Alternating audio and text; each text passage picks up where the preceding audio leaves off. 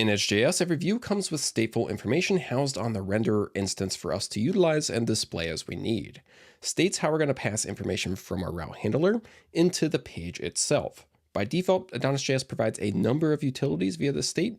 The first one of these utilities is an inspect method available via our state, which will plop the contents that we provide into it directly on our page. So to access it, we can use EdgeJS's interpolation initiated via double curly braces. This gives us access to that state, its helper methods, and allows us to ultimately run JavaScript expressions as well. This inspect method is available globally, so we just merely need to call it. And then whatever we provide into it, it will print out on our page. So our state's actually housed inside of a variable called state. So with this saved, if we were to jump back into our page, we're going to see the contents of that state printed out like so. So via our state, we can see that we have a function called nl2br. There's our inspect method that we're actually using to print this out itself, and a bunch of other things. Although we can access our state via the state variable that we used here, it's also directly accessible as well. So as you can see, we have this inspect method. We're able to use that by just plopping it directly on the page.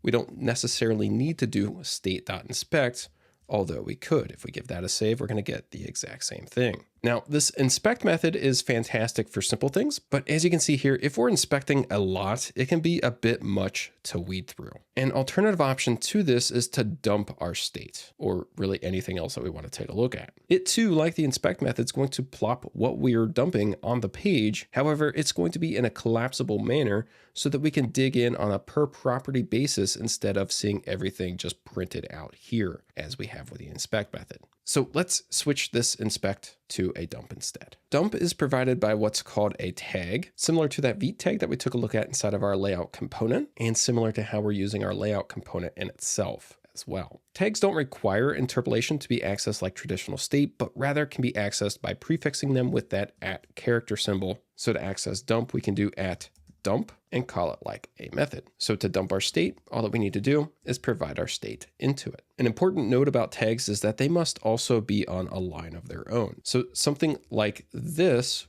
would be considered invalid. Okay, let's plop that back there. So if we give this a save, jump back into our browser, we're going to get a kind of messed up representation of it just because of the flex that's being applied by our layout. So let's just wrap this in a quick div and then dump it out. Let's give that a save now, jump back into our browser. It's still kind of messed up a little bit from our style sheet, but this caret should be over more towards the object in itself. But if we click on the caret, it's going to expand the object or our state that we have dumped for us to be able to dig into it in a much cleaner fashion.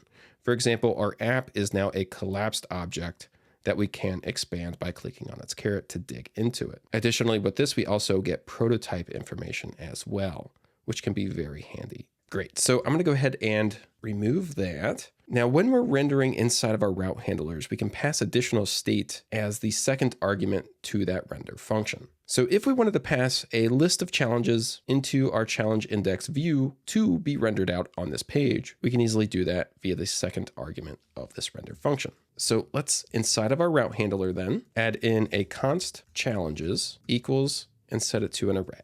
Inside of this array, we'll have 3 different objects. So we'll have an ID of 1 with text, and the first challenge might be something like learn AdonisJS, and we'll give that a points value of 10. We can give this a copy and paste it 2 times there. For the second one, we'll say that we should be able to learn EdgeJS and give that a point value of 5. And then for a third one, we'll say that you should be able to build an AdonisJS app, and we'll give that a point value of 20. Via the second argument then of our render method, all that we need to do is provide in a record or object of the state that we want to pass through. So we can just merely provide in our challenges there, give that a save, jump back into our challenges index page, and let's dump it out. So, okay, let's put our div back in and then @dump challenges. Give that a save, jump back into our browser, and you should see an array here of 3 items. We can expand this array out to see each individual challenge object. And I do just want to real quick show what this would look like if it weren't being messed up a little bit by the style sheet. So you don't need to do this, but I'm just going to come into here and empty out the app.css file. this is what it would traditionally look like. All right, our carets are in a lot better position. Something within the default style sheet there is just kind of impacting how this displays. Okay, so I'm going to go ahead and put all of those CSS definitions back in there, and we can continue on. So whenever we provide data like our challenges here into our page this way, it's ultimately going to be merged in with our state for this particular page. So if we were to dump out the entirety of our state, we would see challenges within that object that we get. So if we expand this out and scroll down, probably going to be at the end because it's merged in, there is our challenges state right there. When we talk about state within EdgeJS, there's actually 3 different levels of it. There's render state, which is what we're using here to provide our challenges into the page. And render state's only going to be accessible on the direct page that's being rendered. Additionally, there's also local state, which is shared data accessible throughout the individual request's view instance. And then finally, there's global state, which is shared data accessible across all requests view instances. So to demonstrate this, let's switch our dump inside of our challenges page to a quick inspection of just our challenges. Additionally, let's also dig back into our components folder and dive into our layout.edge file. Inside of here, let's also add and inspect for our challenges as well.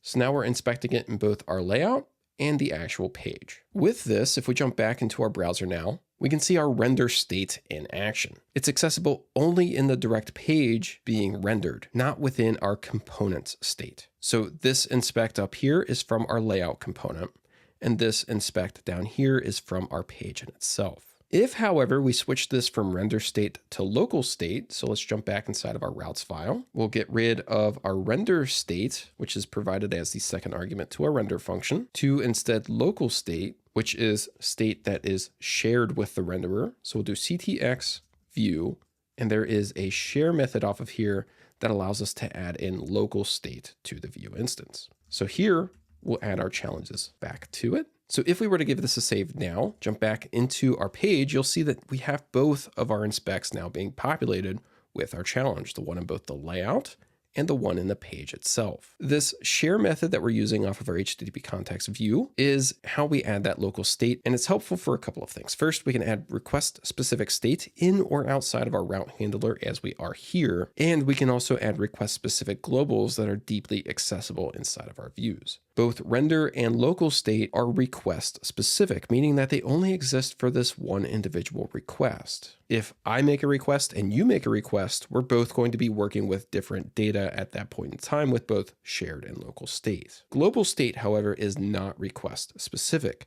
It's great for adding things like helpers or other general things that we're going to need throughout EdgeJS. There's a couple of different ways to add it, but the one that I generally like to use is to create a preload file and add it inside of there. So let's go ahead and dig back into our terminal, stop it with Control-C to run an ace CLI command called make preload. We can call this globals for our EdgeJS globals and hit enter to run that. It's going to ask us if we want to register that within the preload array inside of our AdonisRC.ts file. We want to hit yes. Otherwise, we would need to manually import that and make use of it elsewhere inside of our lifecycle. So that has now added it inside of our AdonisRC files preload array right here. We can find it at the end of this array now. That red squiggly is just for formatting. Since we have an additional item, if I save, my automatic lint fix will automatically fix that formatting for me. If I undo it and hover over that, we'll see that that is merely just the linter complaining and not an actual error. Okay.